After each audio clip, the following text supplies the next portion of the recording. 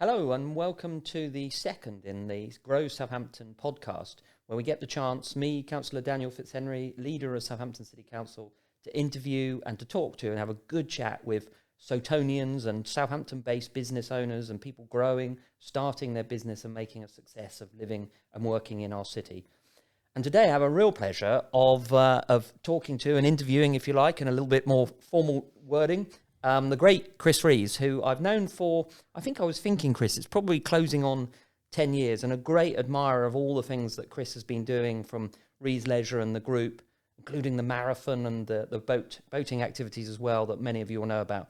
So welcome, Chris. Great to have you here, and thanks for coming on as our second guest. Thank you very much. It's a pleasure to be here, and thank you. Yeah, no, it's great. And I mean, I was trying to think where we first met one another, and I can't quite remember when it was, but it has been a number of years now, hasn't it? It has. I think the first time was probably when we were talking about the use of Southampton water and how few Soutonians have actually been on the water. Yep. And we managed to get yachts and dinghies out for the first ever Southampton Sailing Week. And it was kind of putting that idea of getting more people from Southampton onto the water and having more access. So I think it was a waterfront thing as well. We first sort of started to chat and just kind of encourage more people into the water, really. Very important. And I also remember when my sister did the warm-up for one of your marathons. That's right, she did. That was quite funny. Yeah. She was on the stage and I was watching, and I definitely wasn't running. But I will be this year, and we'll talk about that later. So, Chris, thanks for coming on. You've got a fascinating story, both of which I heard a little bit about more recently, but know quite a bit about. But tell us, what is the origin of your story? You know, where did you start, and how have you got to where you are now, and the ups and downs, and what's coming in the future? Well, it all started with a grade I wasn't happy with at college, basically. So at college, we were doing business studies, and we were told to put together a feasibility study for a business that we thought could, potentially work in the future. And I was a swimming teacher on poolside, teaching people how to swim as a lifeguard. It's always been a kind of the leisure industry. Decided to do a feasibility study on a subject that I knew about. Wrote this paper, handed it in, got my results back from my business studies teacher, and she gave me a B rather than an A. And I was like, oh, come on, this is going to work. And she went, your figures aren't right. And I said, yeah, if I started it now, I could be a millionaire by the time I'm 21. I'm 36 and still not a millionaire. So she was probably right with her grading system, to be fair. But just having that kind of grade, I wanted to go and just test it out and prove it. So I never wanted to be a business owner or go into business. It's just one of those things that just sort of came around purely from getting a low grade at my business studies course when I was at college. So I started my first business, which is a swim school, which is probably the thing that people least know me for, basically. But I own a company called Wessex Swim School. We've got swim schools in Winchester, Southampton, Salisbury, Bishop's Waltham and Bournemouth. And we started off where I hired my old school, Paul and Kings in Winchester, and basically had myself and a couple of other swimming teachers who came across with me. We were doing one-to-ones, starting to build up, and I was only 18 years old at the time. And it was the summer in between the end of college and the start of uni to go and prove to my business studies teacher that I could get that A grade. And basically hired the pool, started getting more and more swimmers coming through, started getting busier and busier, and went off to university in September, which was about 4 or 5 months after we started. And I was going to lectures during the day, getting missed calls and messages on my phone for people wanting to book in to have swim lessons. So I'd be calling people back in between lectures, trying to live the student lifestyle. Wow. And Sounds then also, it was great, but then also having to come back to run a business as well. And it was a very strange time for me from sort of 18 through to 21 when I left uni. It was just a case of how I kind of accidentally fell into business and started things growing, really, which is cool. Wow. And I think, the great thing we have as a city is there are lots of people like yourself, and the purpose of this, show and podcast series is about shining a light on businesses and business owners and entrepreneurs who've ridden the ride for a long period of time and started from university at the same time. And although you will be well known for organising the marathon, and one thing I must admire you for is how calm you are when thousands of people are running around the city, and I see you, near the finish line. But beyond that, you've got a wider business, as you mentioned, the swim school. And what inspired you to sort of start an event management company in Southampton, and specifically here? Well, I was living down near the waterfront in Southampton, South Western House. It's a beautiful old building. and I was training for the Reading Half, which is an event that was coming up. And I sort of started Googling Southampton Half and thought I'd like to do my own local event as well. And the Reading Half was one that a friend was doing, so we were going to run it together and go off together. I started Googling, searching for stuff. I was like, why can I not find a Southampton Half Marathon? This seems crazy.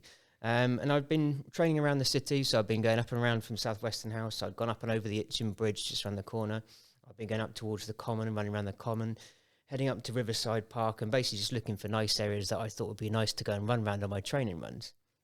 I did the Reading Half, came back and was like, this seems crazy. I had such a buzz and such an experience, but I've not from Reading. There's nothing in Reading that I felt sort of particularly attached to, but that sort of buzz as you cross the finishing line, I was like, this is quite a magical moment to be able to have done something I've trained for, work hard for.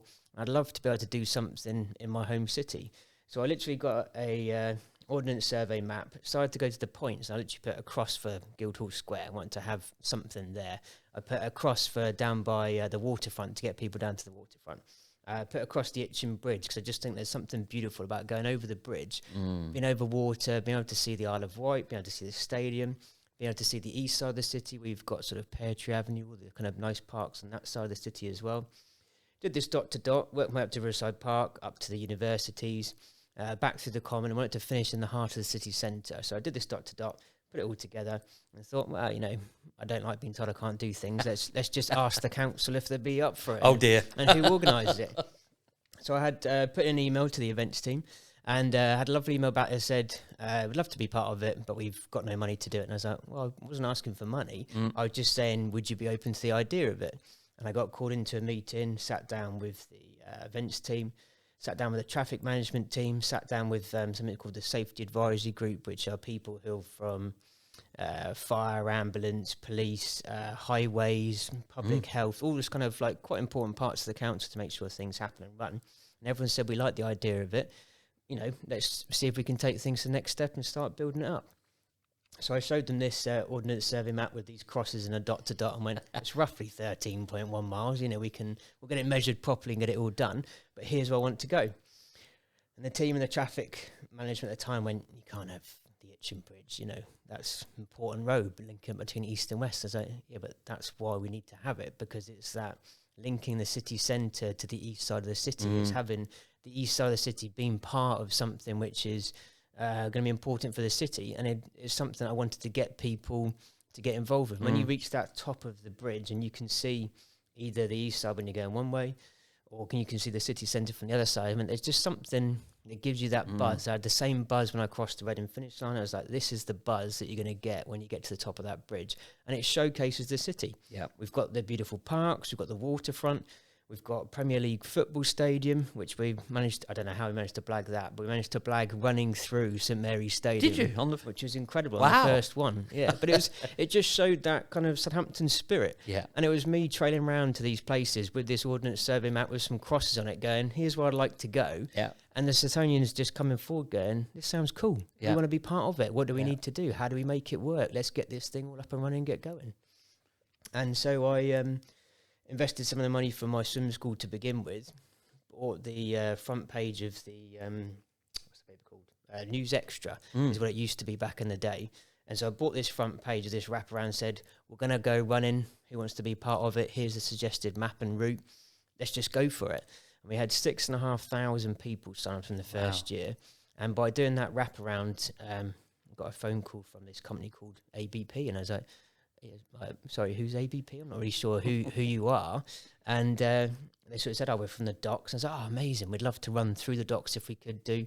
Love to be part of it. And they said, you know, we want to support this community event. We want to be able to give something back to be able to help groups. And we created something called the ABP Mile Makers, which is where they give donations to local groups who help out and volunteer, which then meant I could then go around the city to sports clubs, volunteering groups, community groups, and say, we'd like to give you some money, you know, for what you're doing, but can you just come and help us as part of this city event? Because we want this city event to be for people from the city with people from the city. So we don't want like an external security company coming in. We don't want just sort of random people. We want people who are actually from the city, who knows when, you know, Dave's running past and knows when the next person's running past. So have that kind of community event, but on a grand scale. Yep. So ABP coming on board was just fantastic to be able to give us that opportunity. And they saw it from early doors about how if you have an event that has people from the city, by the city, with the city, there's just something quite special about it, which is quite cool. And someone asked me about a race video, about how we're going to put it all together. I said, I've got this image in my head, and there's, do you know the Rugby World Cup theme? Yeah. Which is World in Union. World in Union. I just said, I don't know why, but the song's just been stuck in my head. I probably watched the Six Nations at the time. I said, the song's stuck in my head, and I really want to do something called City in Union, because we bring together residents, businesses, bring together community groups, all come together for one day to have this one celebration of just having a shared experience. And not everyone's going to have the same experience. There's going to be the people who win it. There's going to be the people who are running for charity. They'll be running for reasons that are very personal to themselves. But it's almost like 10,000 personal stories from one day, which just gives people such a rush of endorphins. It gives them a rush of being something special within the city and having a celebration in your own city. I thought there's something quite passionate about having that pride, really, which is really cool. So I've forgotten your question, but No. Yeah, what inspired? I was just very, very excited by it already. I mean, this is fascinating because, you know, this is what our podcast is about. Yeah. You know, you had an idea. You did what all great entrepreneurs do, get a map out or get a piece of paper out, draw some stuff, go talk to some people, have the vision, the belief, and made it happen. And the beauty of that about, you know, Southampton and connecting with our spirit, who we are, you know, transforming what was an idea into reality and then bringing the city in union behind you is phenomenal. And I love that story because I think that's really what we're about, isn't it, as a place? And it's that, and I can't take credit for this, there's a chap called Simon Rhodes who I was in a meeting with in the early stages of the marathon, and he said, if you build it, they will run. And I was like, oh, wow, that's a beautiful catchphrase. So I can't take credit for it. That was Simon's catchphrase that came up from there. But just that phrase of bringing people together. And he was right. And 6,500 people showed up from the first event. We had radio stations, Daily Echo. People just wanted to see it succeed, and they wanted to be part of something bigger. So though I'm very honoured to kind of take the credit, it's not me. It's the 850 volunteers we have. It's ABP come to support the event from early days. It's the stadium saying, sure, we can make this work and open the doors for you to run through.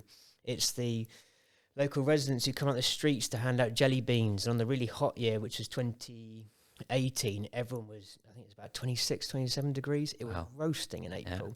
And 3 weeks beforehand, we had pictures of runners training on the bridge in the snow. Yeah. So it was a bizarre year where we went from snow to heat wave. So we had residents out with hoses to try and cool the runners down and stuff as well. It's just magical. And it's just something which you just can't plan all that. That's people wanting to be part of it and wanting to have that kind of Southampton pride of where they're from, really, which is cool. And that is exactly what we want to foster. You know, we've got loads of it going on. We want to showcase it. You know, that's what today's about. But equally, we want to reward and say thank you to people like yourself and all those people taking part. And I've got to ask you though, what does it feel like to organise an event like that? The positives and the negatives.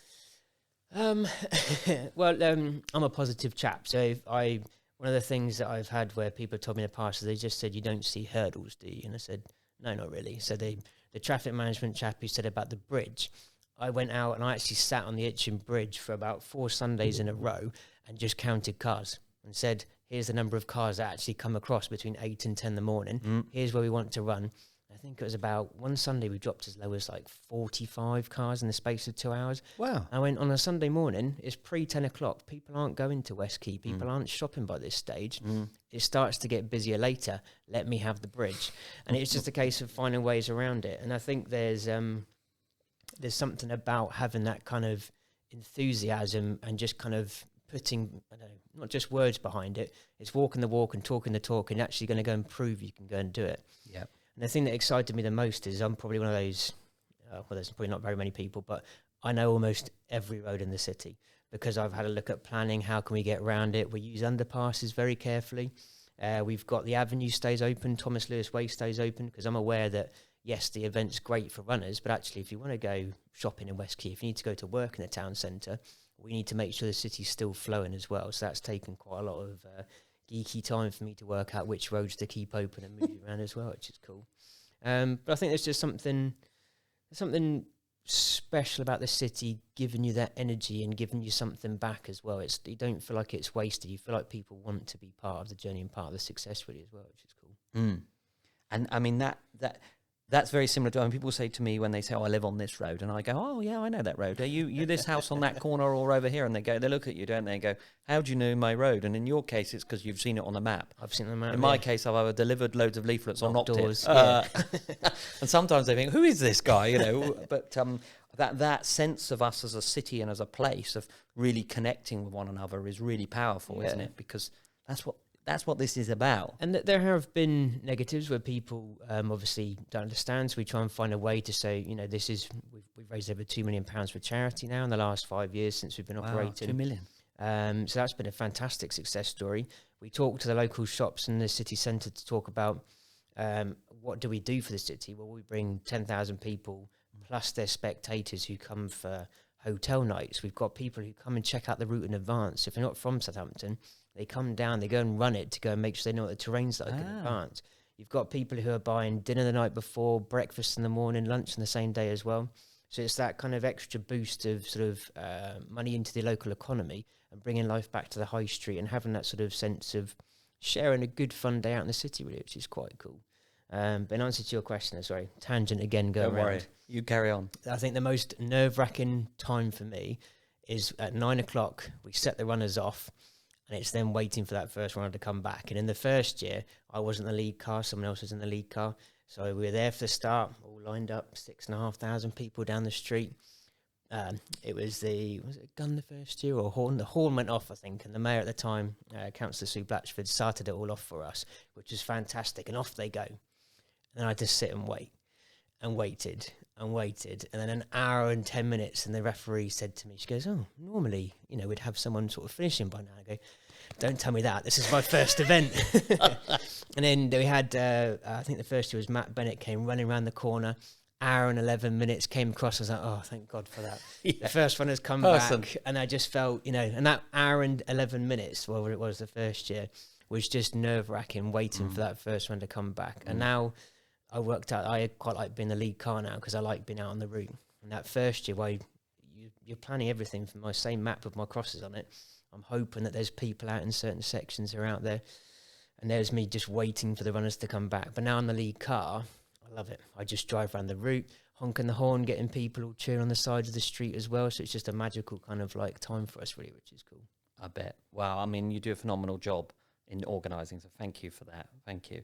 So, Chris, how has the city helped you in order to develop the marathon and your entire business and the whole journey that you've been on?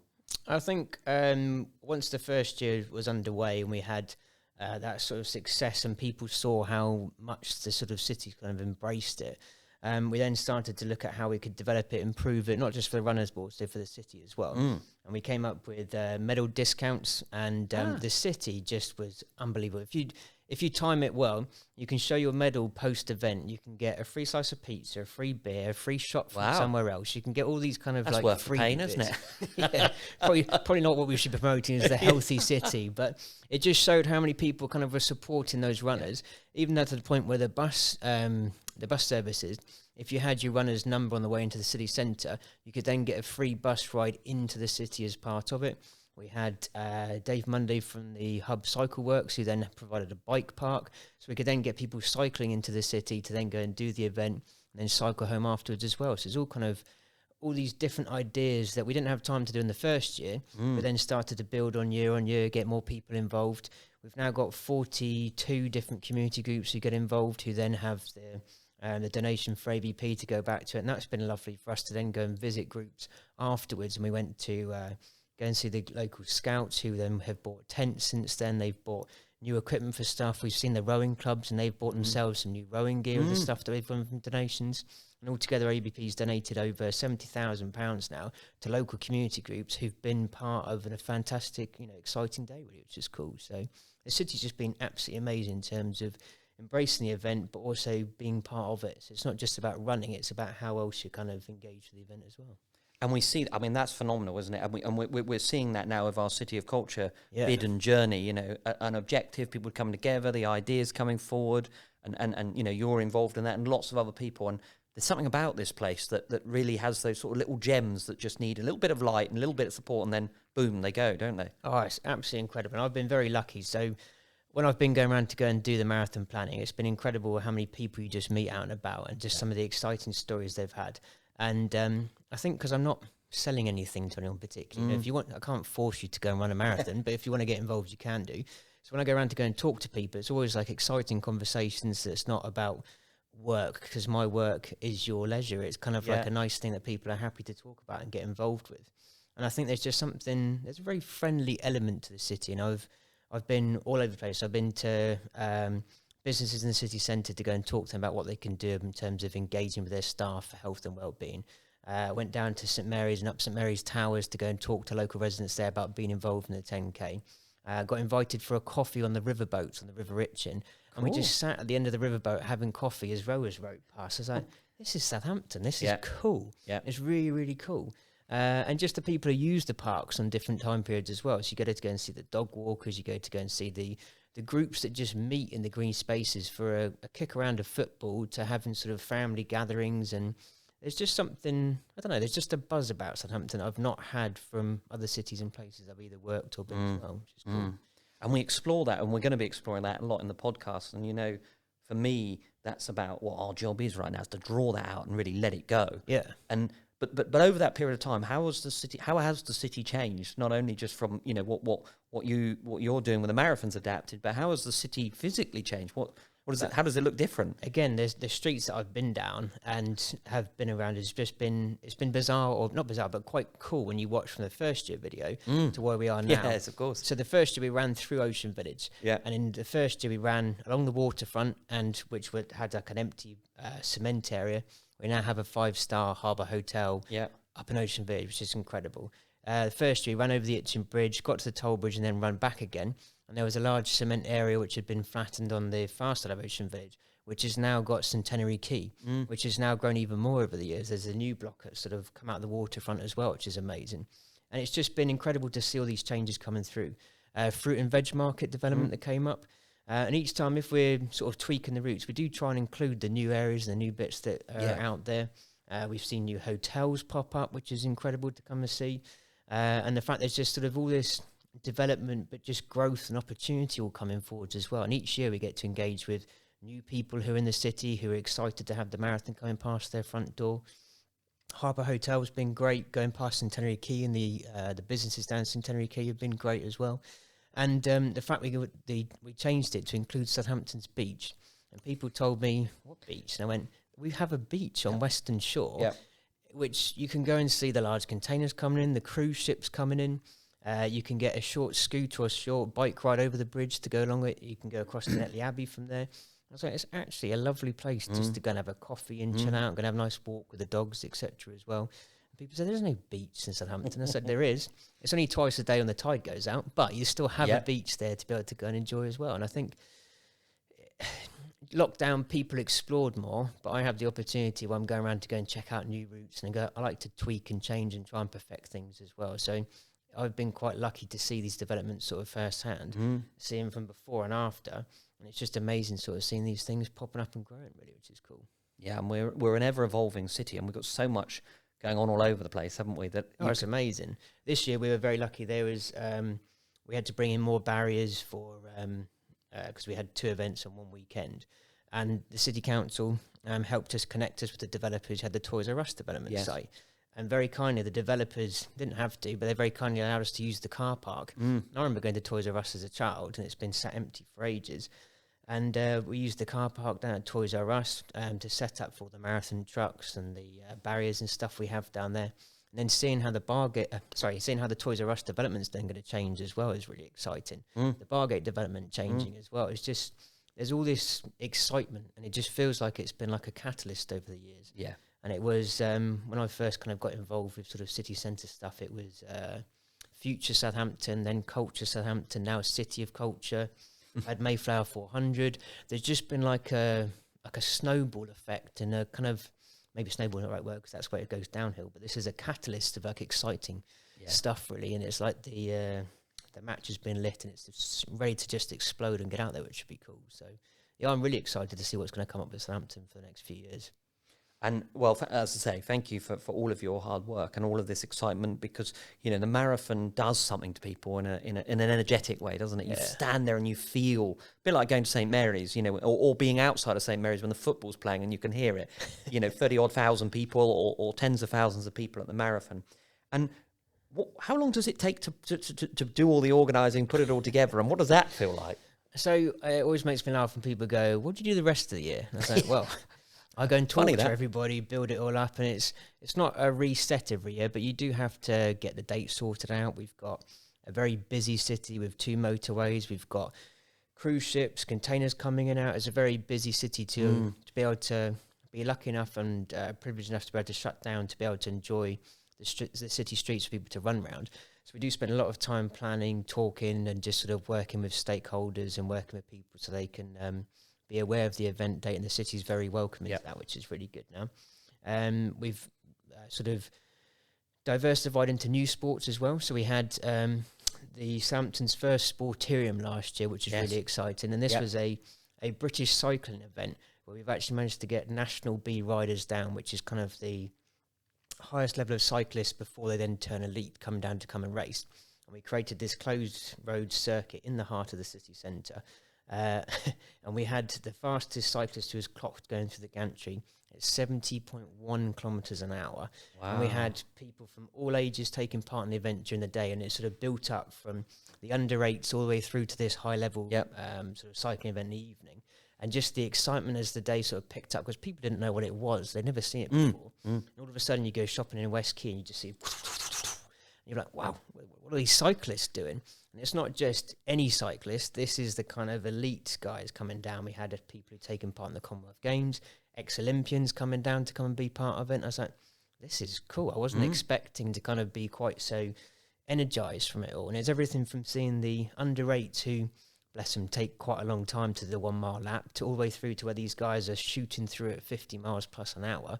It was just a really exciting place to be again, in the heart of the city centre, but be able to engage with those cyclists on like a, how do we phrase it, active spectating. So you can go and be part of the day, go and do some exercise, but also then be able to come and spectate and be inspired by those who are at a high level of sport as well, which is cool. So, well, I was actively spectating, having a cappuccino and a nice almond croissant outside a Cafe Nero, watching these guys go and ladies go past on the bikes.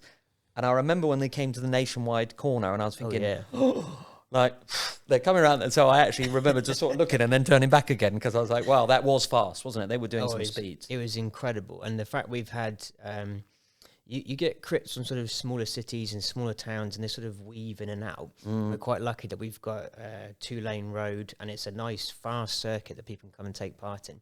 So the feedback from the cyclists afterwards was just, we got some speed going. Yeah. And you just saw that, the adrenaline, the buzz in their faces of like, we were going down that high street like at full speed as they're going through.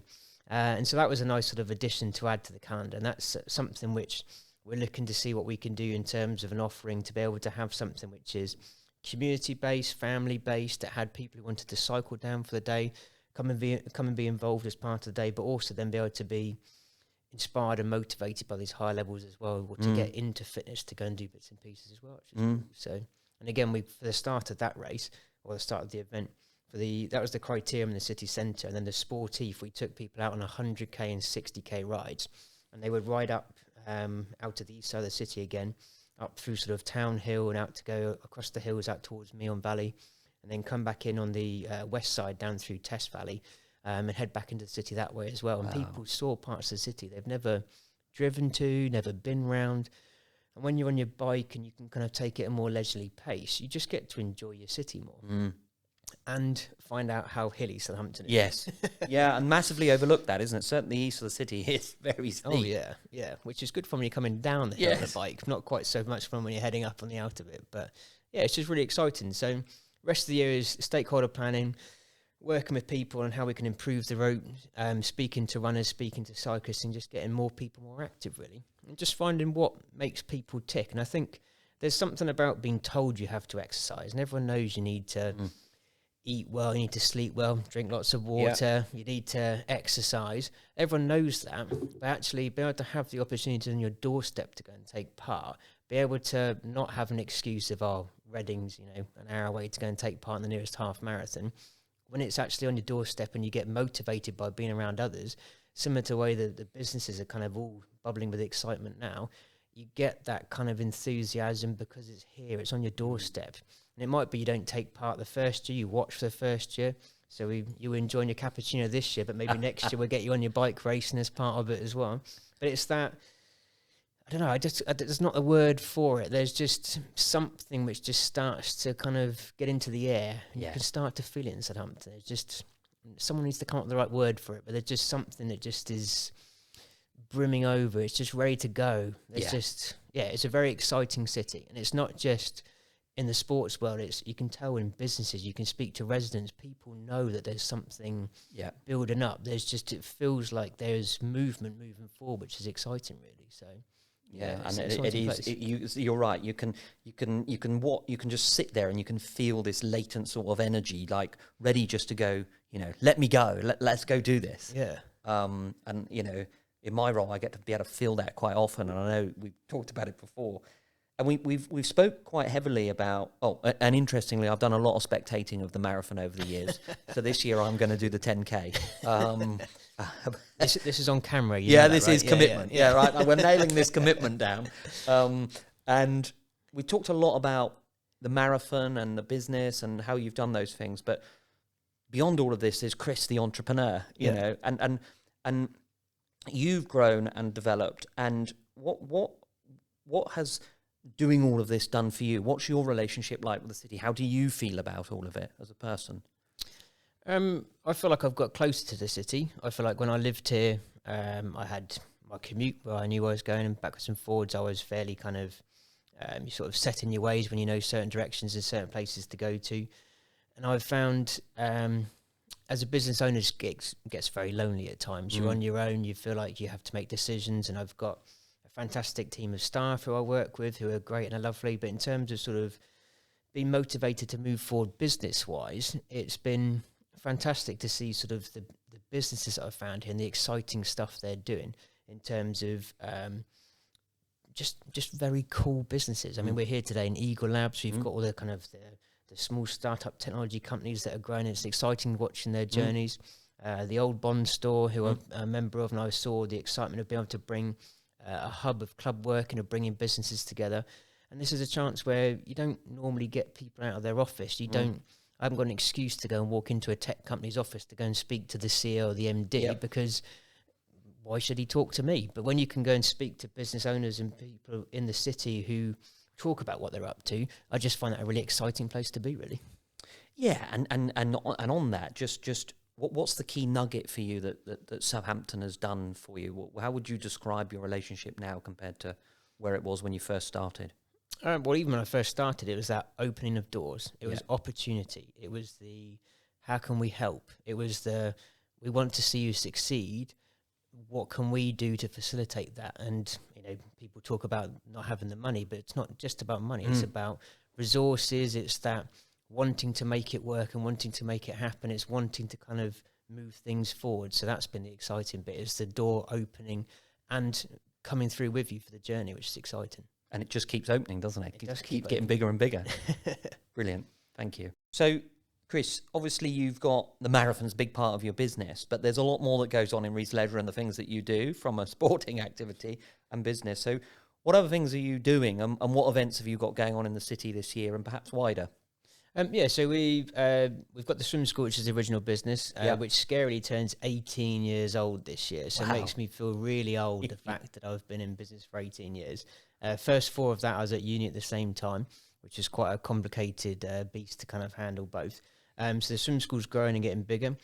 We've got a swim school based here in the city as well. So we do teacher training courses. We get people to learn how to swim. We also encourage, when we're doing our training courses, to actually offer the lessons for free, because the swimming teachers need people to practice on. Yeah. So we then offer those lessons up, and we've had scout groups who come and get their scout badges. We've had local schools get involved, which is really exciting. So that's been a really nice thing for me to sort of be involved with.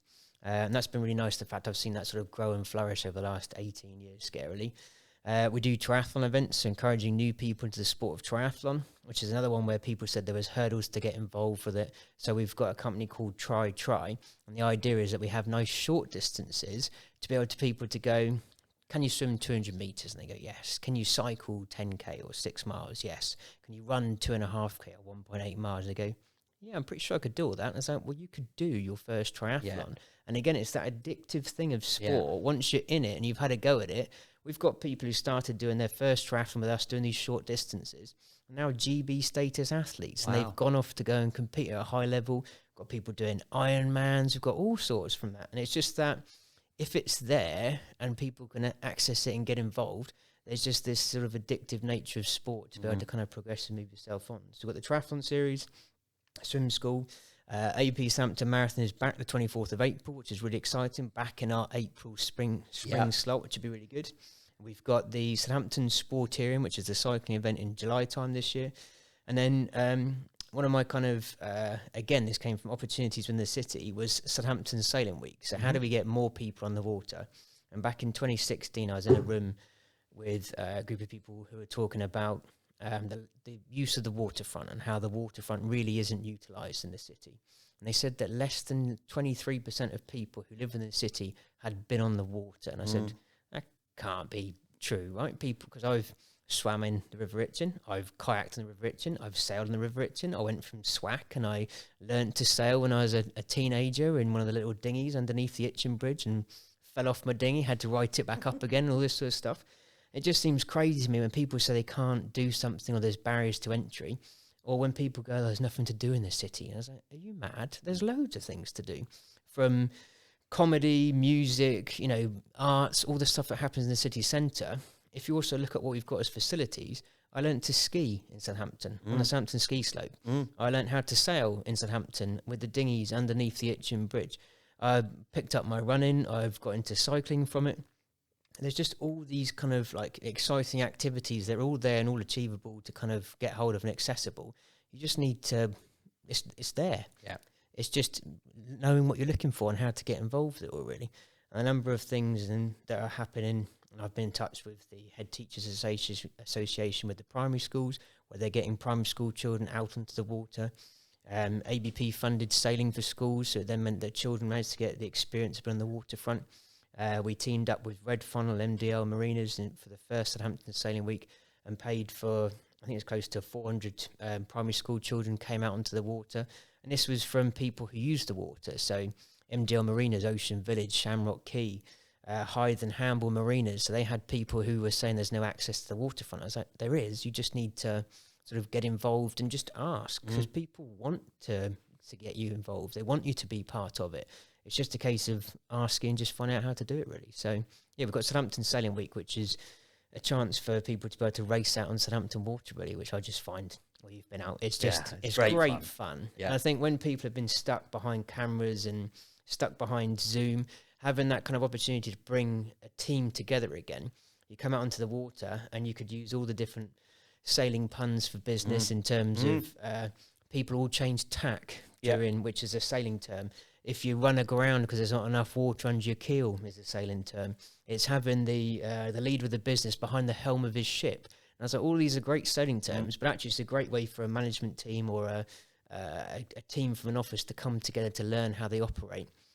And on a yacht, as you know, if you've got one person who's not pulling or grinding or bringing the sails in on one side, or someone lets go on the far side, don't do their job, everything, it has to be a slick machine in order for the boat to actually move forward and be powered forward. So I know sailing's used quite a lot in like business terminology, but actually using that for its real purpose and getting people into the water is a fantastic way just to kind of bring that team together again, really. So I'm looking forward to Southampton Sailing Week coming back as well. Yeah, and it is great fun having done it a couple of times with you guys. And life, I refer to life sometimes, and this role, in my role, growing a city, taking it on a journey, tacking it back to centre, because every day, things are going on all over the place and we try and keep balanced. But you've talked a little bit about the things that are going on, but are there any hidden, and the ski centre at the sports centre and all these different things that we've got as a city? But are there little hidden cycle routes or running routes or skiing routes, perhaps, that you think that people should know about? Or sailing routes. So there's a few sections which don't quite work for the marathon, unfortunately, but I really enjoy. And if you go to Pear Tree Avenue on the east side of the city, they've got a huge park which sort of slopes down and overlooks the west of the city, so you can then see the stadium from up there. So when I was doing my training runs, I used to run up that direction and head round to there. The other morning I ran up to the Aegeus Bowl at the top of West End, and because it is uphill, the views you get from these sort of hidden gems are just absolutely incredible. So I enjoy that part of the city, and also at the top of Riverside Park, where we stop by Woodmill Lane. If you carry on going up there, the river continues up. And I've swum up there, I've kayaked up there, I've run up there, and the number of people you see using it during the summer, when we had lockdown and people couldn't go very far, I think a lot of people just found these little hidden gems all over the place, and it's just go exploring. I'm one of those people who would just, like you've seen today, go off on a tangent. If I go off to go and check out a cycle route or check out a run route, I'd disappear off, and the team going, "Where have you gone? I thought you were just going this way." I was like, "Oh, I found this pathway. It's led to this park, and I just found this incredible place." But yeah, I think Pear Tree Avenue, Riverside Park are really great places. I got the bikes and the scooters over the Itchen Bridge to go down to Western Shore. And Western Shore, I just think if people haven't been down there, it's just lovely to watch the cruise ships and the sailing yachts coming past as well. So there's lots of like little hidden gems. And the Common's lovely, Mayflower Park's lovely, the Outdoor Sports Centre's lovely. But it's just these sort of places where I just encourage people to go to different areas of the city. Just go and explore. It's a fascinating place to go to. So it's just, you just got to search out these hidden gems. As a city, we're not very good at shouting about what we do. We tend to be quite modest when people go, "This is a fantastic product." And you're like, but we just don't talk about it really. No, and you're absolutely right. You know, I endlessly say we've got a Rolls Royce. We start thinking like a clapped out Morris Minor sometimes. You know, we just aren't thinking right. And part of that is, history and psyche. But and on that, what do you think the city? Where do you think the city will be in 5 years' time? What do you think that will look like? Well, I'm always keeping an eye on the changes to the road infrastructure in terms of, because it's what I have to do. It's quite very crucial. It's a very geeky thing, but so watching to see what's changing, and I love the fact I've seen what's happened in Ocean Village, what's happened in Centenary Quay. Inland homes have moved into the top end of the river, so up by Northern Bridge and over by Cobden Bridge. That sort of developments have been happening there, and it's seeing something sort of coming out, and just it's incredible when you just see the differences year on year.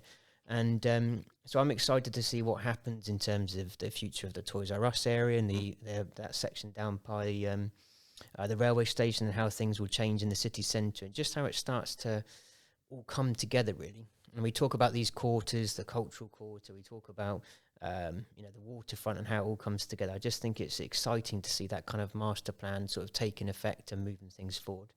I think UK City of Culture has been a massive part, and I've been very lucky to have my small part in it on the steering group as part of the chair of sports. I was very lucky to have that kind of role and be part of it, and just seeing the other side of it. It's not just the businesses, but how the cultural side of Southampton's really come into the foreground. And I've learned a huge amount from people who I had no idea were operating the city or were doing these bits and pieces. So to be able to be part of this story of Southampton as it evolves is really exciting, really, which is cool.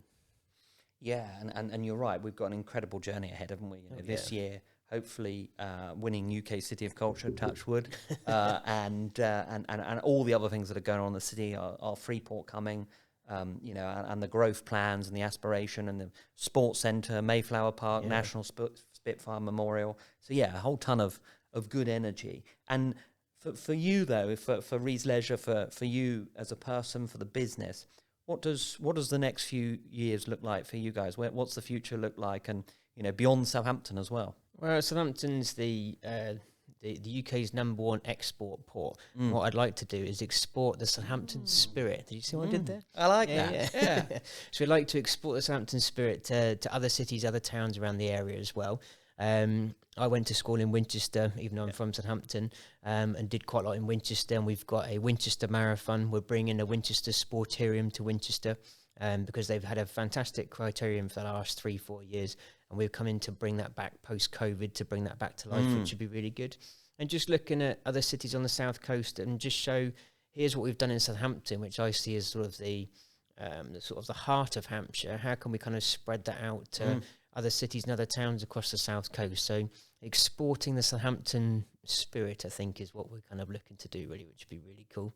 And just Well, we kinda love get that. more people involved. Yeah. Yeah, I mean, we really love that. And that is, like you say, the opportunity here is not just for, Southampton is a gateway to the world. We're the largest export port, and we're one of the largest import ports in terms of stuff coming into the country, and with those global connections. So we can export that Southampton spirit throughout Hampshire with Chris Exactly. and Rees Leisure. And we haven't touched much about COVID, but it would be really a remiss of me not to mention that you're an events business. COVID shut the world down for a period of time, and here you are, and you're thriving and going forward. Just tell us a little bit about what that was like and how you survived it. Well, we had it's quite dark times, for not just for us but for everybody. And events, I bring people together. Yeah, I bring lots of people together. That's my kind of specialty. That's my buzz. That's what I love to do. And I was told I couldn't do it. And for the first time in my business history, there was no way around it. There was it was a hurdle that I couldn't jump. I've managed to change the route and get the Itchen Bridge. I've managed to get people sailing on Southampton Water. Managed to get, national cyclists cycling the city centre, but being told you can't do it, and me all of a sudden just hitting brick walls and doors and being saying, this is legal, we're shutting down. And I was like, this is crazy. So that first month was quite a dark place where just the world came to a halt. It just wasn't what I was used to.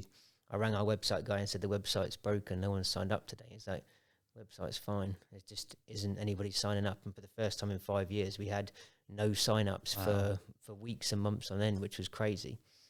And I sort of took that time out to kind of just readjust mentally where I was, and went, do you know what, we've been going for 13, 14 years by this stage. 15, 16 years by this stage. I've been go. Let's just take some time out. So started reading, started running, practicing what I preach as marathon man. I should be doing some running, exercising.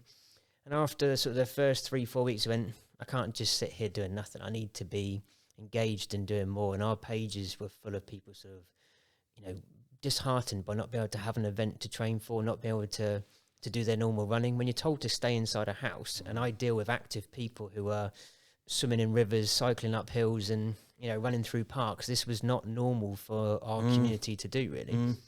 So as things started to ease, we had, in the January, February beforehand, I'd heard about this sort of small Chinese virus, and our T-shirts come from overseas. And so we paid extra money to get the T-shirts here quickly. Ooh. They arrived the 23rd of March, which is a familiar date to anyone who knows what happens on that date. So 23rd of March, 2020. 2020, yep. So, and for the first year, I thought 2020 would be a cool number to have on a T-shirt. Oh. So I ordered 10,000 T-shirts with 2020 on, got them paid extra to get them here on time before the world shut down, and then was sat with them in our containers and our storage units. And after 4 weeks of sort of sat at home, in a dark place, went, let's get back to my basics. Let's go back to that entrepreneurial spirit that got the business started in the first place. And we started to do virtual events. We started getting T-shirts out to people, said, if you go and run in your back garden. And we've got people who on Strava sent these pictures where they'd done 300 or 400 laps of their garden to go and get a half marathon T-shirt and medal. And they went, I just needed that outlet, that exercise, that release of endorphins. As the world started to unlock more people who were running around their block to try and build up to get to half marathon, and then finally be able to get out to the parks to get back to life and to get running. So as a community, that really helped me to get through both mentally and also financially, where we sort of sold the T-shirts as virtual events. And the runners came forward in their thousands to come and support it over that time period as well. And it just felt like that we were missed. And it was nice to have that kind of link up with those runners, and that's what sort of kept us going through those periods. But it was a real sort of dark place and reflection. And we were lucky last year, Southampton City Council, in terms of when we had to get the event back in September last year, was one of the first large events back into the city, moving things forward again. And it was that willpower of wanting to get people back together, but in a safe way. So we spent a lot of time with Public Health England, making sure we were doing things safely and correctly. We had open gantries so people could run through when they felt comfortable. It wasn't, 10,000 people stuck in one area. It was you run across when you felt safe to do so. We had everything outdoors. There was nothing indoors as well. So, yeah, it was a tough time period, but a lot of people had it worse than us, and we were very lucky in terms of not being personally affected by COVID in a health way, but it was a shock. But it was that entrepreneurial spirit. You can sit around moaning about it, or you can get on and do something about it. So we dug deep, went back to restarting the business, and came back to it, which was cool. So yeah, we're here, we're back in 2022. I put the t-shirts. I put the year on the t-shirts. That's how confident I am to get back to it. Yeah. No, well, thank you, Chris. I mean, thank you for your story, and thank you for your commitment to our city and to all you do, because what a powerful message. And I'd love to go on for longer, but that sort of brought us to the end of the show now.